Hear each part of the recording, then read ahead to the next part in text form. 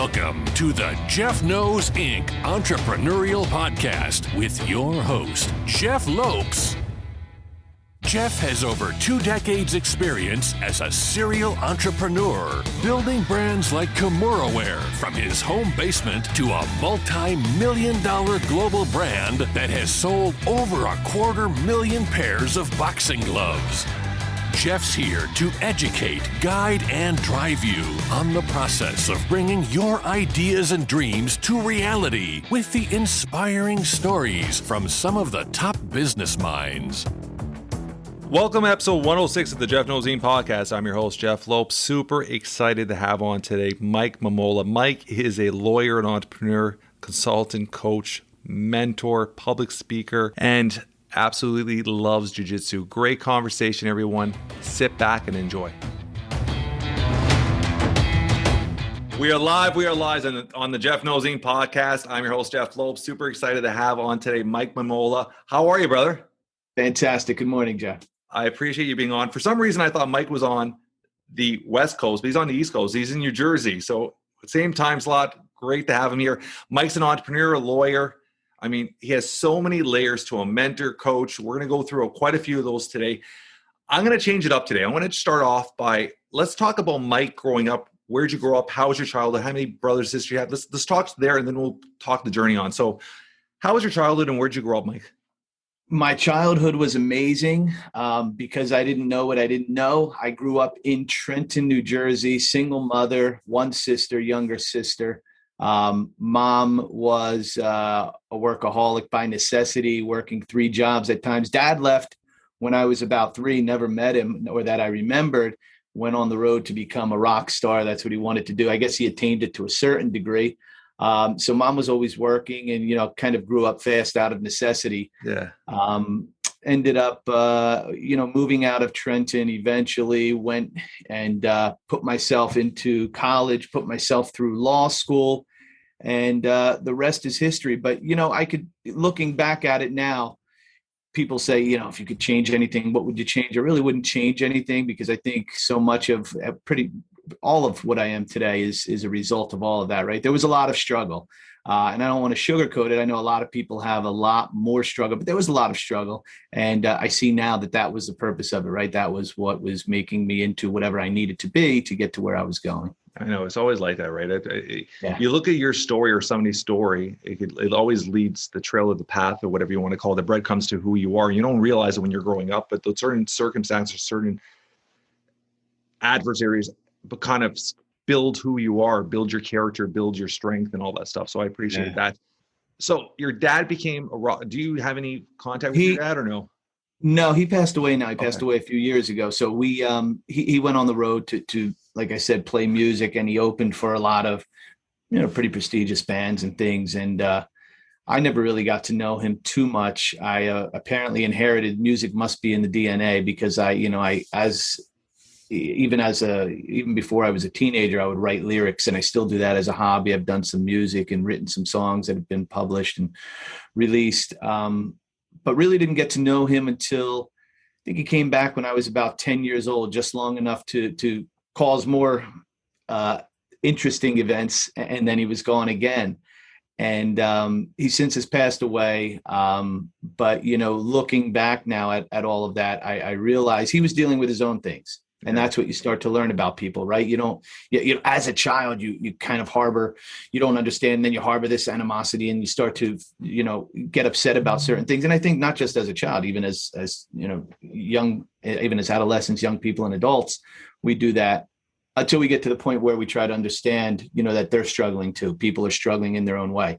And there are a lot of things that I'm doing in my life now to help others that I see are as a result of what I went through trying to figure out what I was going through with him. What age did you there's always a moment in your life when that clarity clicks in, and it could be different forms of clarity. I'll give you an example, like the last 3-4 years, I've really put a understanding and purpose on time as a currency. And when I look at my parents getting older now, I appreciate things that my dad calls me on a Monday and says, "Come, Jeff, come help me." Usually I'd be like, "I'll come see you Friday," or "I'll come see you Saturday, Dad." Now he calls me on a Monday. I'm going to show up on that Monday afternoon because I don't want to live with regret. I don't want to go home and something happened to him and then have that in my back of my head, the regret. So I live with I try to live with that mindset of, I don't want to have a regret. When did that clarity click in your head? What age were you? I think the first time it was right around when I was in my 20s, early 20s, right around 20 years old, when I said, I don't want to end up like him, quote unquote, because there were some bad things that he got into, and I knew I didn't want to end up like that. So I went in the direction of, my mother was just this incredible force, this positive force throughout my life, continues to be. And like you, I call her, not every day, but I try to, but continued to push me in the right direction. So it was at 20, realizing I want something different out of my life, started going in that direction. But then, and this is what's interesting, Jeff, at later in my 30s, right around my 40th birthday, realized that maybe I had overdone it, because you substitute certain things so much. Like, I want to be successful. I want money. I want all of the things he never had, or that we never had growing up. And you overcompensate. Yeah. So, if we didn't have anything, we had the necessities, period. That was it. And sometimes and that was a struggle. And so, I went, I think, too much in the other direction. And at around my 40th, I had to repivot. So there was another awakening, a different kind of awakening, because I went, wait a minute. I've done all of this. I've become a lawyer, an entrepreneur, business owner. I own this, that, the other thing. What am I really doing with my life, though? And I realized that so much of what I wanted to prove to, I guess, not only myself, but everybody else, had consumed me. Yeah. And so I stopped. And this was really, this was right around 40. Like I said, I'm 49 now. Right around 40, that second awakening, I would call it, where I said, time out. I have all of these things, but something's missing. I went so far in the direction of not wanting to be something that I became something else. And I had to do this radical self-inventory to figure out what I wanted in my life. And I started studying all of the things I'd never learned in school, all of the things I'd never been exposed to, a lot of spirituality, meditation, breathing, all of the things that a lot of people are doing on social media today. But I went in that direction to figure out not only why I went so far in this direction, but why, once I got there, was I not happy? Was I not fulfilled? And that's a big part of my message when I speak publicly now, especially when I mentor younger people, to make sure, because I found myself like, what do you do if you spend 10 or 20 years climbing a mountain, and you get to the top of the mountain and you realize it's not the mountain that you want to be on top of? Then you have to go climb another mountain, right? And so that's what I did. So I'm gonna dive somewhere else with that. And this is something where, I think entrepreneurs in general, people that are very driven, sometimes struggle with is there are moments of mental health. When I'm talking about mental health, is you question things, and I go through it on a regular basis, where you're getting to a certain level, or you're getting to a certain goal that you're trying to achieve, and you question the reality of, what am I trying to achieve here? Is this really worth the time and effort put into it? Did you ever have that moment, like is that self-doubt, or that moment of like you said, is that, am I going through a mental health issue? Am I going through a time in my life where I needed to sit back and take a deep breath on this? Yeah, for sure. I started as an attorney. When I graduated from law school, I initially went and worked for a law firm. And I was there just about a year when I realized, I don't think I want to do this. I want to go open my own practice. And I did that. And there was that point, because it was really comfortable. I always had the entrepreneurial flame burning since I was a child. I would buy something for $1 and sell it for $2. I was always doing things. Yeah. But there was something very comfortable about working at an office where every other Thursday I went in and there was a check on my chair, and I went in and I got it and I deposited in the bank, and that was fantastic. Then when I decided, okay, I'm going to go do this, I'm really going to chase the entrepreneurial flame that's been burning. You don't have to be into it long to realize you only eat what you kill, right? And so you start thinking like, what did I do? Like, what's happening? And so you start to question it there. And I've built a number of companies. I've had a number of exits. I've worked with a lot of partners. I think everywhere along each step of the way, you have to question that. It's, you have to do that as part of making sure that you are where you want to be, and the company is where you want it to be. So that's just a part of, I would say, my daily activity. When I meditate on those things to figure out, am I in alignment personally and professionally with who I want to be in the world, with what I want these companies to be?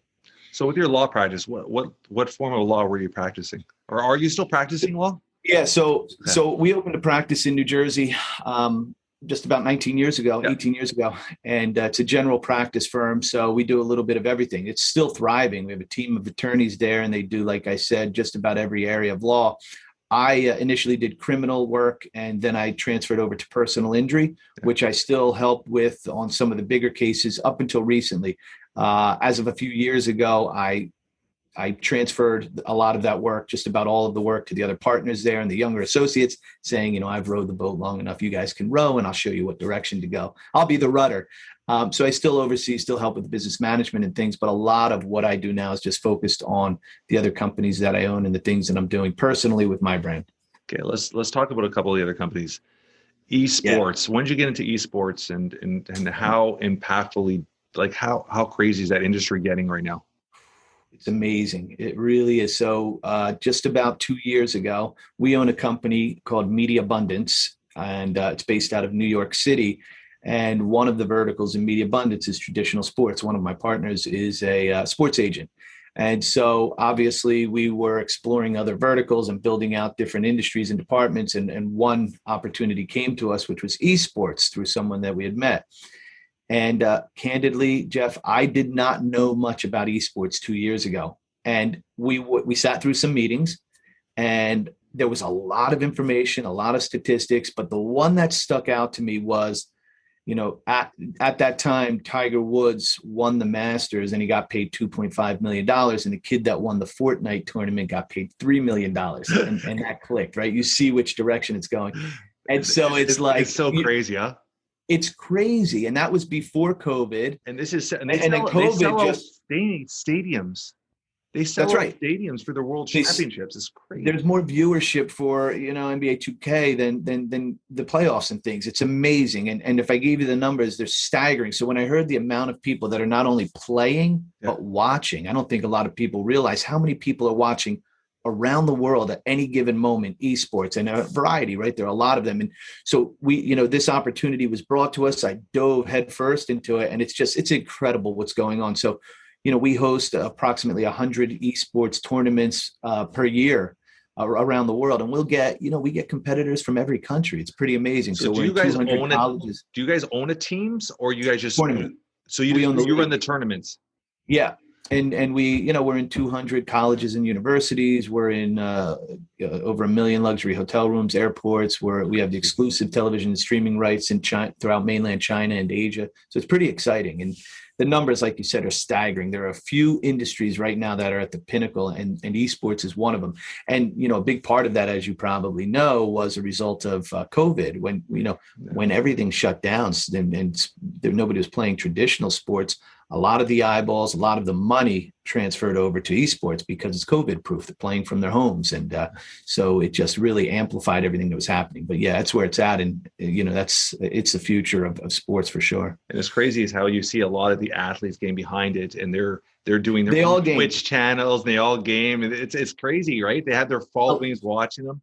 Yeah. We have, a lot of our board members are professional athletes. When those guys and girls are not playing sports, they're gaming. I mean, because they're athletic, they're competitive, they want to play, and they're sitting around a lot. If you're in a hotel in the game, you're not training or you're not playing, you're in the hotel or you're at home and they're playing. So everybody, it's hard to find somebody today that either doesn't game or doesn't have a family member, whether it's a son or daughter or niece or nephew, that doesn't game. Everybody's doing it. So you guys don't get on the side of actually the teams as well. Like, Milzer does. I'm obviously you're good friends with David Milzer. He does. Yeah, my partner. So he's your partner in this?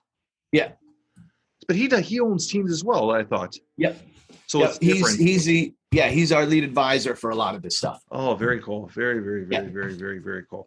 So what other areas of that management group, that esports company, or the other company above it, the umbrella company, what other avenues you guys do? You guys do a lot of, I guess, tech. Yeah. We have some really exciting tech projects that we're working on, some video chat platforms and some other technology that allows integrated use of identification of people on various platforms, cross platforms and conversations. So, I'd be able to without revealing too much, be able to figure out exactly, you know, where you got your glasses and your hat right now if I wanted to go buy them. So pretty exciting things there. And so technology is a big part of what we're doing. Entertainment, involved in some animated series and some feature films that we're working on. And Good for you. That's it. But I would say right now, the tech and the esports stuff is where we're focusing a lot of our efforts. And the one other thing that we're really working on is with regard to the individual, but also the corporate branding. So we're working with a lot of entrepreneurs. We have a new television show that we're going to be working on with Bloomberg in the fall. So that's pretty exciting. Lots of things happening. Congrats on that, brother. So the coach and mentoring side of your side, like when did you actually start passing on your knowledge and coaching and mentoring? And is this something you do for fun? Do you do on a regular basis, like with your schedule? Like how do you incorporate that into your schedule now?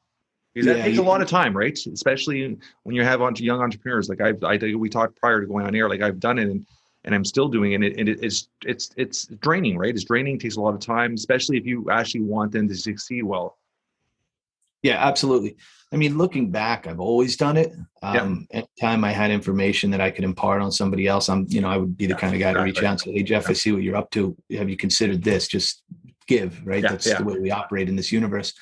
But just about 4 years ago, I really started making it a focus of what I did in terms of doing it professionally, and whether it's for a young startup, a young entrepreneur who's just in the middle of his first or her first endeavor, or it's somebody at a high level with some of the executive coaching, instilling some of that. And a big part of what I do is I bring into it what I call the true definition of success, because I think so many of the coaches that are out there, they really focus on how many commas do you have in your bank account and what's the ultimate profits that you're generating as a result of it. Very important, get it.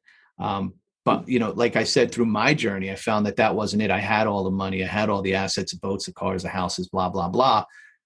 Wasn't happy. And so for me, a big part of the people that come to me, they see what I'm up to on social media.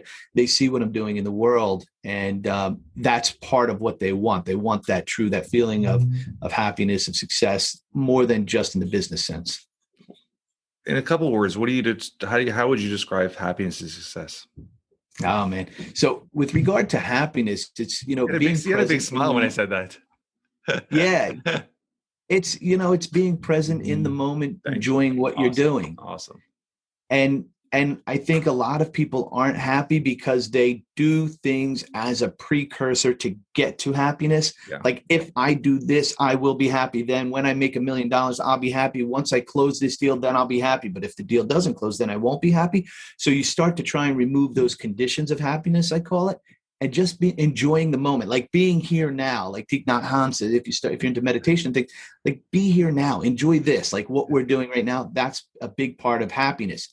Success is the culmination of that. If you're able to enjoy the things that you're doing, you're able also, like I said, to monetize it. That's a big part of it too, because money's important. So success means a culmination of the enjoyment of what you're doing along the way. Am I successful? Because everybody has a different definition of success, right? So if you have some people, they won't consider themselves successful unless they win a championship, or they won't consider themselves successful unless they have $100 million in the bank.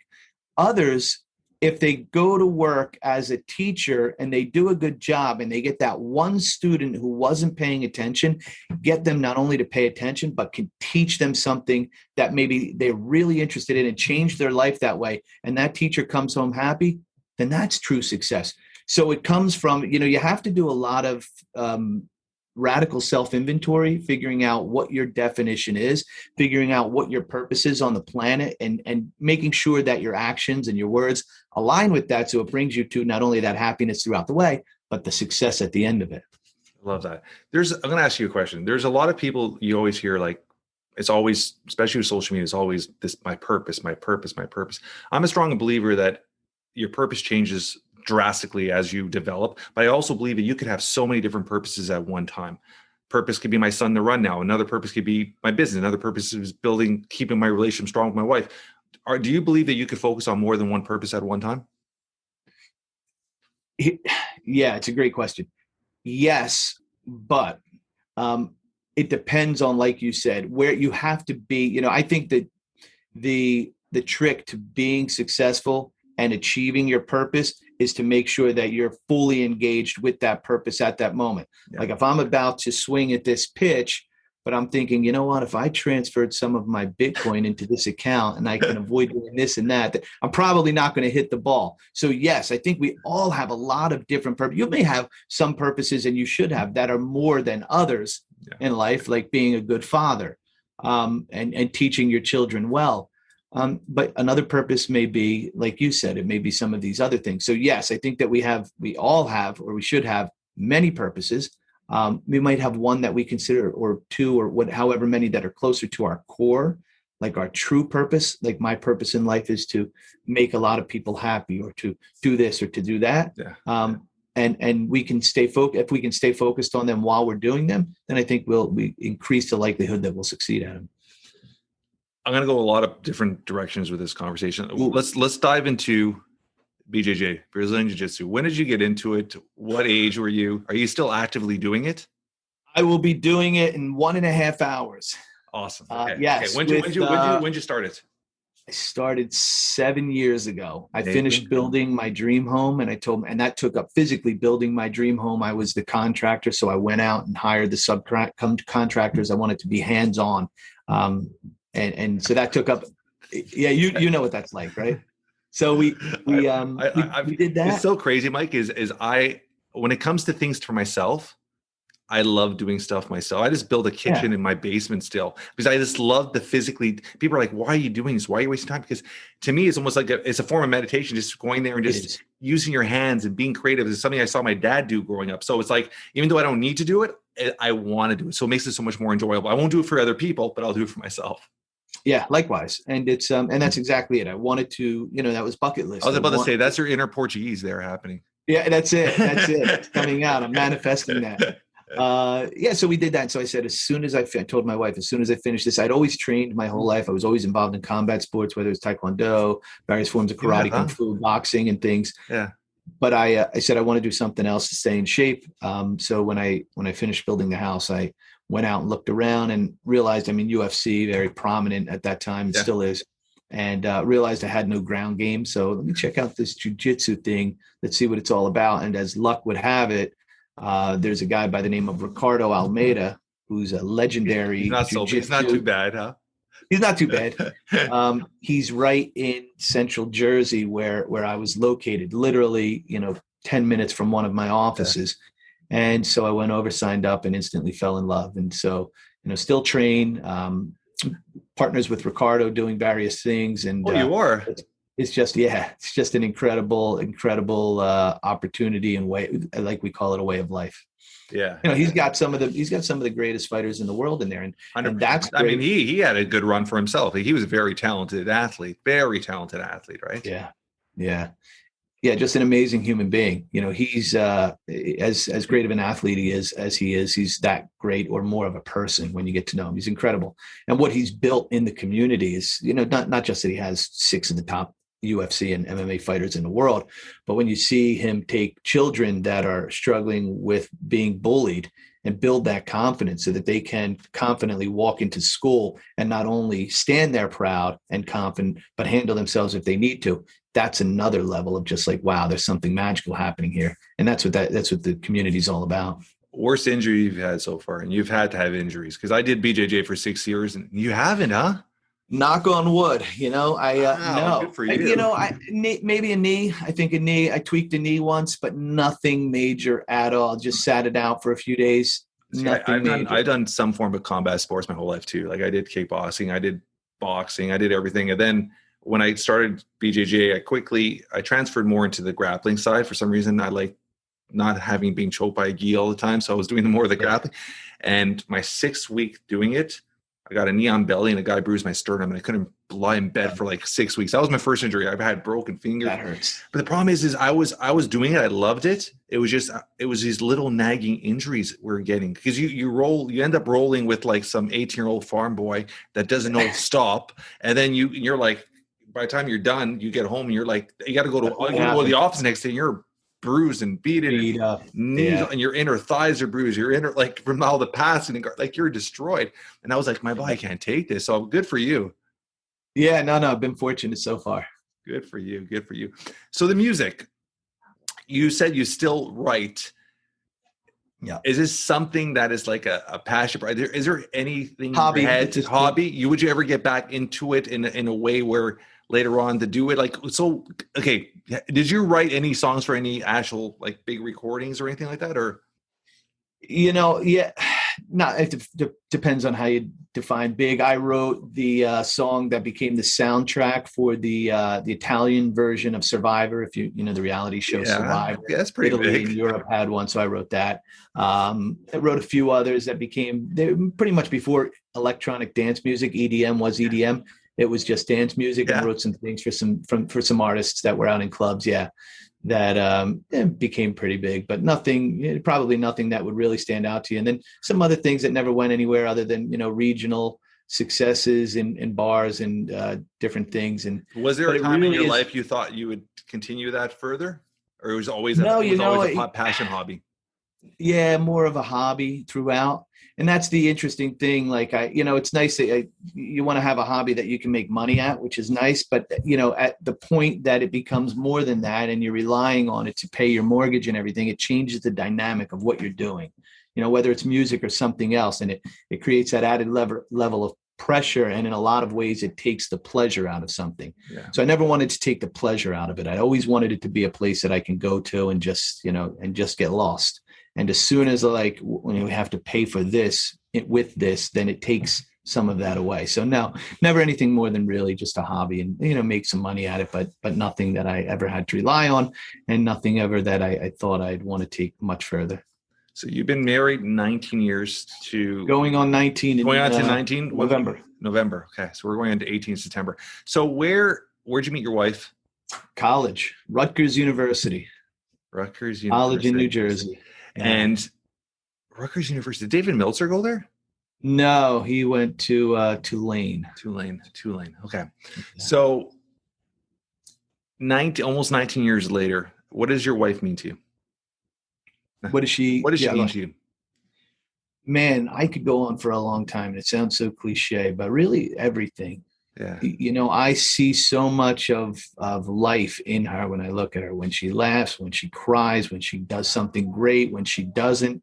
And I admire her so much. And I call her, going back to the jiu-jitsu or the combat sports, I call her my ring man because I use that as the analogy. Every day I get out there and whether we're negotiating a business deal or when I was trying cases as a lawyer or whatever it might be tomorrow when we're building another company, you get out there and you throw some shots and people throw shots at you and you come back at the end of the day, a little beaten, a little bloodied, and you sit down and, she puts you back together and you go back out the next day. And so I think it's really, really important to have somebody like that in your life, whoever it may be, because they're that force or that momentum that keeps you going. As much as you have it, it's really nice to have somebody else like that helps perpetuate it for you. Is she very grounded? Like she's like, I'm going to be an example. My wife and myself are pure opposites.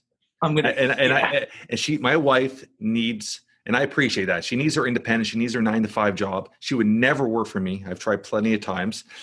We've been married for, like I said, almost 18 years, Mike. We don't even have a bank account together, but we never argue about money. And the way I could describe her, she says something on a regular basis, is she just wants a very simple, carefree life. What I mean by that is her motto is, if today didn't change, it was a good day. Yeah. And to her, it's all about just building memories with the kids, spending time with the family. That's all it's about. But she's always been the type where, like, I've been self-employed since I was 19. And I've been with her even before. And she's always been the type where no matter what, she's always the type of patting me on the back, like kind of reinsuring my thought process all the time. So she was always there reinsuring it. And she never got in the way of me doing it. So whether I failed or not, she was always there to reinsure it. So we're almost the opposite, but we work together so well. Yeah, exactly. Mm-hmm. Is that similar? Sounds like you're describing. Yeah, absolutely. Sounds like you're describing my wife and I. I mean, that really is it. She's type A, very grounded, very smart, very detail oriented. Yeah. But like you said, there's a complementary aspect to everything that I am and everything that I do, because she is very extremely supportive in everything I do. And I know that she gets excited by a lot of the things that I'm doing. And I get very excited about what she's doing because it brings me back. And I'll give you another analogy that we use. We say that the two of us, her and I, are like a kite in a string, right? Because without her, I mean, me as the creative, as the entrepreneur, as the builder, I'll keep flying and flying and flying and flying. And it may be too far if I don't keep it in check. And she's the string, right? So without me, maybe, and together, the two of us keep each other exactly where we need to be. So it's a great relationship that way. So what's your favorite, just for listeners, Mike's wife's Portuguese. So what's your favorite Portuguese dish? Oh man, it's changed. So a big part of without a doubt, historically, my favorite dish was pork carnal and tanjana, which is an amazing cubed pork and potato dish, which they season and then they roast in terracotta and they bring it out and they put clams over the top and they put it back in and the clams open up and the juice goes over the meat and the potatoes and they bring it back out and they sprinkle gardenia on it. That was as soon as the podcast is done, you're going to go eat now.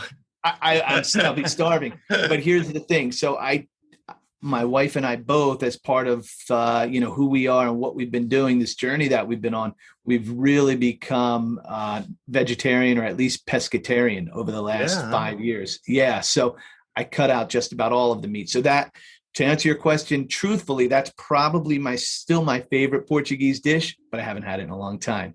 So now it's more of the vegetables, sometimes fish, and which all Portuguese fish, grilled fish is amazing. Yeah. But yeah, all of the. Are you a codfish person? The bacalhau, yeah, bacalhau com natas, right? The codfish with the cream, that was great. All of this stuff is amazing. What's your favorite dessert? Is it queijada de nata?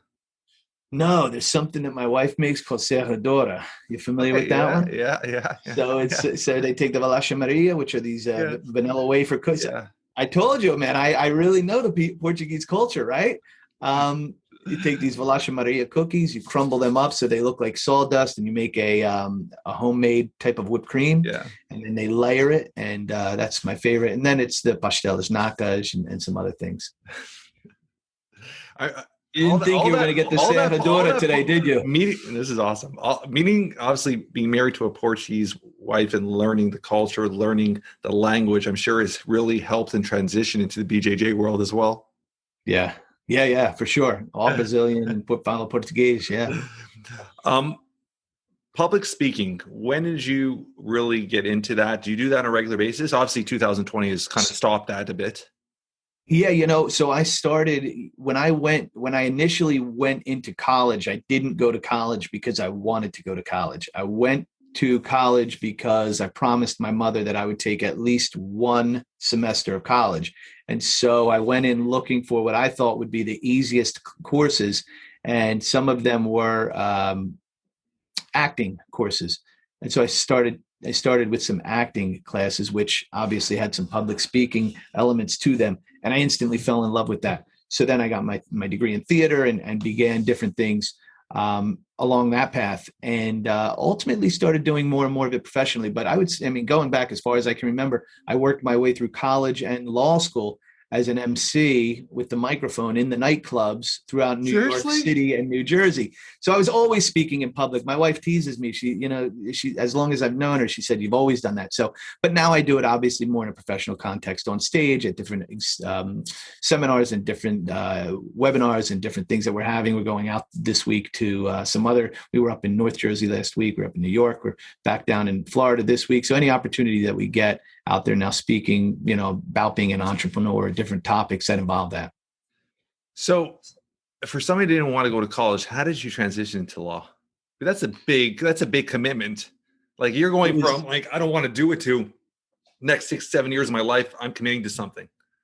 It was there were a series of events, and this is something I talk about.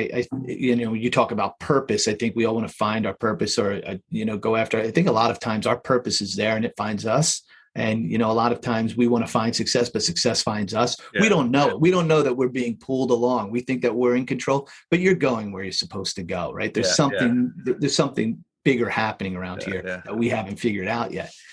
And so, while I was in school, I was studying, I started to generate more and more of an interest in the academics. Really, once I started studying different things, it opened my mind and I became more interested. But then there was a personal experience that I had in life that I didn't think it was fair for me and some of the people around me. And I literally remember having this feeling of, I never want this to happen to me again or anybody that I love. I want to be able to protect everybody that I love. I want to be able to help everybody I love. I want it to be, that if you want to know the game, you have to know, if you want to win the game, you have to know the rules. And law school was the rules. And that was the next biggest challenge. Let me see if I can do this. So I'm asking what that moment was. Off I went. Yeah, we were at I was out with a few friends, and we got into we were young. We were, in our early 20s, I would say. And we got into an altercation, and the police got involved, and it didn't work out. So it was fair. What was being said, what wasn't being said. And I remember just like, I had this different view of the world of like, wait a minute, maybe what people say isn't always what is true, and what people don't say isn't all, or what people say isn't always heard. And I remember seeing like, that's really not what happened over there, and that's really not what happened over there. And I just remember having this feeling. I'd always had it, like growing up, I had always had the feeling of wanting to protect my mother, wanting to protect my sister, wanting to help them. And then as I started to get older, that was always there, and it's still there. Yeah. But then when I saw an opportunity of, hold on, I can turn this into something where I might be good at it. I'd always been talking. I'd always been verbal. I'd always been engaging with people, that I might be able to use some of this for the good to help others. I'm in. Like that interests me. So I'm going to go one more area, then I'm going to ask you one question. Morning routine. I remember you're talking in one of their dad talks. You talked about a certain amount of water you intake every morning and all this stuff. Let's go through let's go through your morning routine. Let's talk about it quickly. I think it's great for entrepreneurs to hear different examples of successful people, what they do in their morning routine. So give me a little understanding of your morning routine. Sure. Wake up, and that's a great start, right? And it sounds so funny, but that's where the routine starts. So when I open my eyes, I say thank you. I have a gratitude practice. What time do you wake up every day? Right around 4:30 a.m. Same as me. Do you enjoy it, or you do it because you see? I'm going to say so. When you do enjoy it. See, I wake up at 4:30 because I realize if I sacrifice myself by waking up at 4:30, I call it to 3 to 7. I'm home every day from 3 to 7 with my kids. And I think that question. Yeah, go ahead. Go. So that's my mind is I still till this day, I've been doing it for over almost 11 and a half years, waking up at 4:30. And I still don't enjoy it. And I'm being honest, but I do it because I realize the importance of everything else that goes along with sacrificing myself at that time. So where's your mind with that? Yeah. That's like Jack LaLanne, right? He used to say, I might be dating myself by using Jack LaLanne, but he used I know to say, Jack LaLanne. I hate going to the gym, but I love the way I feel after I go. Yeah. And so that's it. I like waking up. I'm at a point in my life now where I'm working on things that really, really excite me. And we're doing some really great things. So I literally wake up in the morning, like, let's go. So I do enjoy it. But yeah, wake up in the morning, say thank you, be grateful, and think about 2 or 3 other things that I'm grateful for. It might be my wife laying next to me, my dogs. It might be some, a business deal that we closed the day before, or something that's coming up this week or next year. And after I do that, I do what you were just talking about. I do something called Japanese water therapy. And Japanese water therapy basically is drink 1 ounce of water for every 10 ounces, or for every 10 pounds, of body weight. So 1 ounce of water for every 10 pounds of body weight. So if you're 150 pounds, you should drink 15 ounces of water. So room temperature, drink it as quickly as you can, comfortably, then brush your teeth. And there's a reason for that. And then don't eat or drink anything for 45 minutes. And so that allows your body to hydrate at a molecular level. And so many people in our society are dehydrated, and we don't even realize it. Your brain is almost all water. It gives you the ability to, it does a lot of great things. I don't want to bore the audience. They can reach out to me personally if they want to know more. But suffice to say, I've taken people through this journey of doing Japanese water therapy, and it's literally changed their lives. For me, I noticed training jiu-jitsu was one of the big ways that I noticed. I would always come off the mats like, just drink as much as I can. So thirsty. Oh my God. After I started doing this, I'd have some pretty intense workouts and come off the mats, and I'm okay because I'm hydrated properly. So do that. That's part of it. And then I go, as soon as I finish drinking the water, brushing my teeth, go and I meditate. Meditation is a huge part of our lives, my life, my wife's life. So every morning that after those things that I just mentioned, it's meditation, and it's either together or separately. And that could be anything from a mantra. We do a mantra-based meditation or some Wim Hof breathing meditations or different things. And then it's to slowly start building into the day. And as important as all of those things are, just as important or more so are the things that I didn't mention, which is any form of communication with the outside world. Like it's important now because we are just bombarded from every direction with so much sound, not even sound, it's noise. Yeah. And it comes in the form, and a lot of it's negative. Yeah. A lot of it's negative. And if we don't take the time in the morning, especially to figure out how we're going to set the rut or where we're going to go for the day, take a proactive approach to the day, all of a sudden it becomes reactionary. All you have to do is look at one text and it changes the way, it changes everything. You might like, oh, I'm going to read, and then I want to go meditate. But now I'm still thinking about Jeff sent me this and I missed the podcast yesterday and I can't meditate. You can't do anything. So no TV, no radio, no mobile phone, no text, no anything for at least the first hour of the day. It's just me getting in touch with the universe, really, in the way I want my day and what I want my life and the life of those around me to consist of for that period of time. I think that's the most important. And that came from, a lot of the really successful people that I work with. They all have morning routines. I don't know anyone who's very successful that does not have a morning routine. And I wished I had learned it. That's a big part of, what I talk about when I go out and speak. I wished I had learned this early on. I really do. I didn't pick this up until, in my 40s. Yeah. I wish I had learned this in my 20s. My life would be different. Just wasn't around. People weren't talking about this. And if they were, I wasn't in the circles where they were talking about it. But now, yeah, for sure. I can't, I can't. My day isn't the same if I don't do it, if I don't have my part of my morning routine or each part of that. Yeah, I call it bookshelf your day. I even find the nighttime, your end routine is just as important as the way you end it as well, right? Wind down. Yeah. Turn off the electronics, more gratitude at the end of the day. What have I done? What am I grateful for? And do you journal? Do you journal? Yeah, it's interesting. I don't journal. I consider a lot of my social media posts my journaling because I put it all out there, and that's what gets a lot of the traction. I don't personally journal though. Do you? Yeah, I do. I would.